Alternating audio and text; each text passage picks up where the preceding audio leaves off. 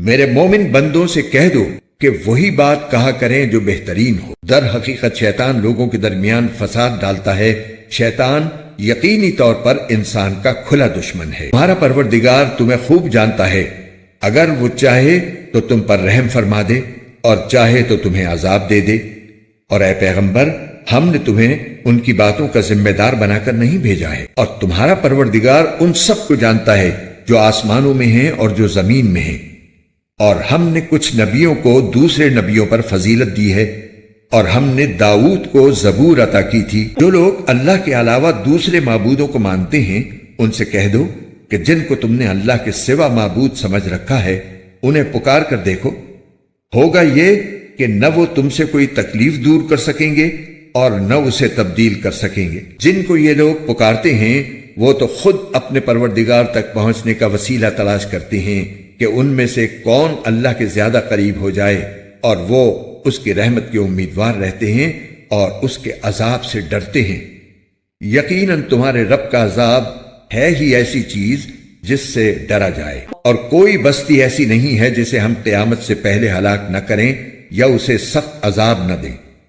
یہ بات تقدیر کی کتاب میں لکھی جا چکی ہے، اور ہم کو نشانیاں یعنی کفار کے مانگے ہوئے معجزات بھیجنے سے کسی اور چیز نے نہیں، بلکہ اس بات نے روکا ہے کہ پچھلے لوگ ایسی نشانیوں کو جھٹلا چکے ہیں۔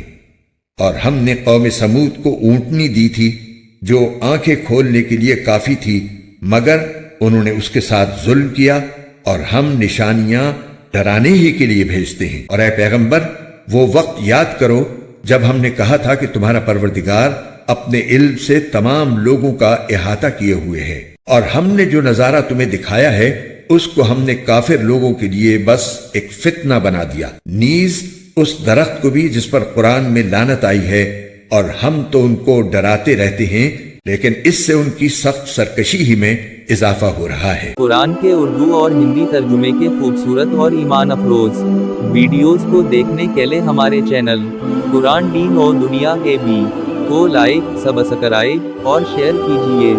شکریہ۔ مفتی محمد تقی عثمانی۔ آیت نمبر 53۔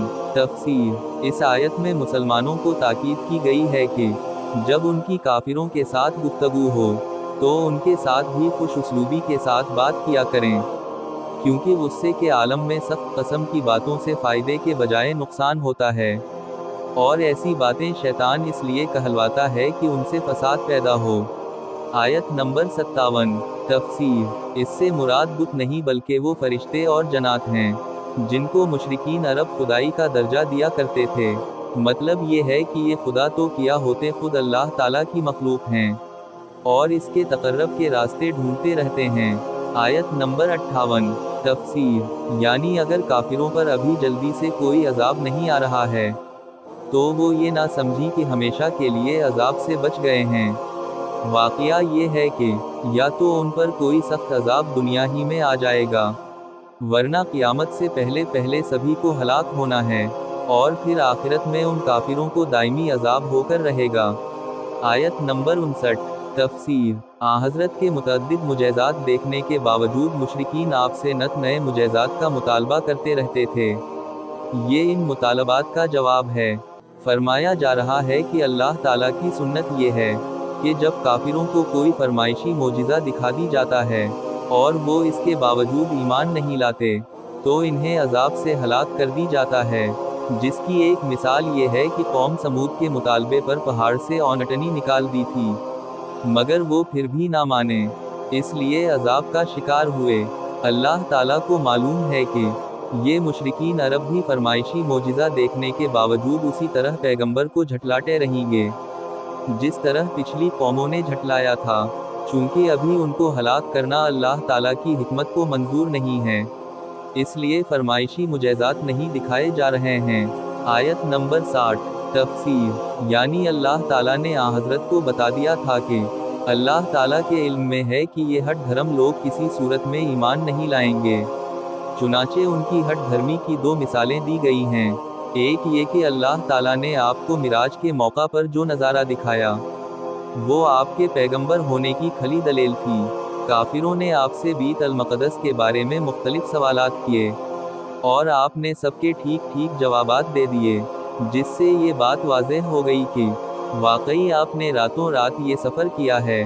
लेकिन इतनी खली हुई बात सामने आ जाने के बाद भी ये लोग अपनी हट धर्मी पर डटे रहे। दूसरी मिसाल ये है कि कुरान करीम ने फरमाया था कि ज़ुक़ूम का दरख्त दोज़खियों की ग़िज़ा होगी, और ये भी फरमाया था कि ये दरख्त जहन्नम ही में पैदा होता है।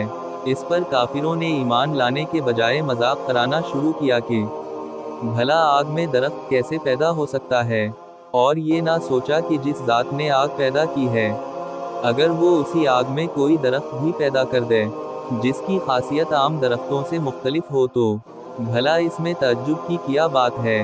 यानी अलिफ से हिदायत हासिल करने के बजाय ये और गुमराही में पड़ गए, जिसकी तफसील ऊपर के हाशे में गुजरी।